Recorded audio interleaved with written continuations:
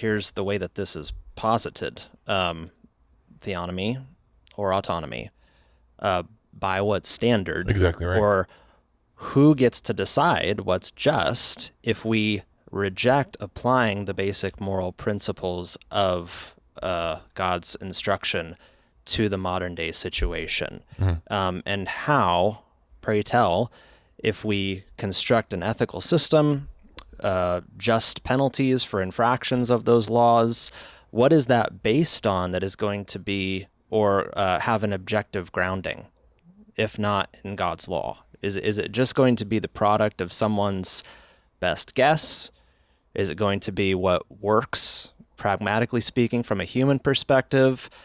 What criteria are we basing that on to show that this is going to be anything other than man's fallen reason or flawed perspective? Yeah. Because that's kind of what it comes down to, is what will inform the way that law and the enforcement of that law is meted out in a society. Yeah. Will it be God's word revelation or man's fallen reason? Like in other words, that just assuming for a second the two kingdom paradigm, which, by the way, is what they hold to. Which is what they hold. I think they call it the doctrine of two kingdoms. But assuming that for a second, let's say that the civil magistrate is only to uphold the second table.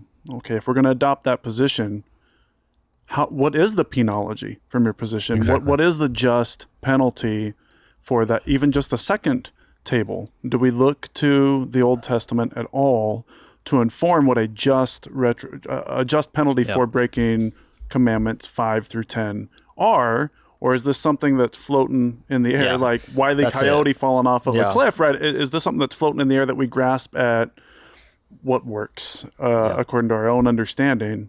And I don't understand how we could not look at what God has said is a just penalty for even the second table and not be informed by that. So if they're informed by it, how are we informed by it, and why reject some of it and accept other aspects? That's the question. What's it anchored in?